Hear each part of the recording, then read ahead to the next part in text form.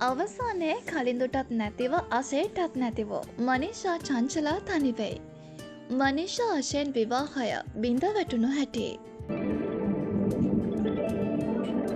මේ දිනවල ලංකාවේ නළුනිලි සම්බන්ධතා බිඳ වැටීමේ වැඩි ප්‍රවණතාවයක් දක්නට ලැබෙන්නේ දුෂේනි සංචානා දේශානි වැනි ජනප්‍රිය නිලයන්ගේ ආදර සම්බන්ධතා අවසන් වීම හේතුවෙන්.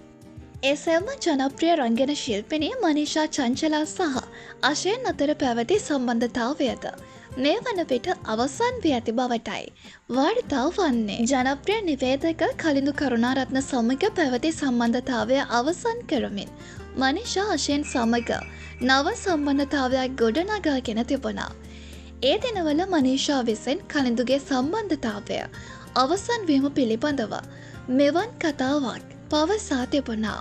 ඔයා දැනටමත් ජීවත් වෙන්නේ බොරුව, වංචාව, මානසික පීඩනය, අගෞරවය, අනාදරය, ගැරහුම් සහිත තැනක නම් ඊළඟ තත්පරයේදීම තීරණය කරන්න. ඔබ ළඟ අද මිනිසුන් සිටිනවා හෝ නොසිටිනවා වෙන්න පුළුවන්.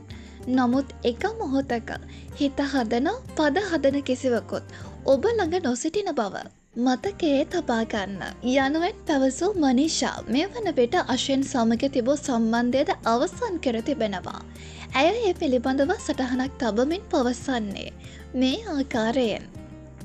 තමන්ගේ දේවල් වැඩියෙන් වටින්නේ අයිතිය අනුන්ගේ වුණාට පස්සේ ආදරේ නම් පරිස්සම් කරගන්න යනුවෙන් ඇය පවසනවා.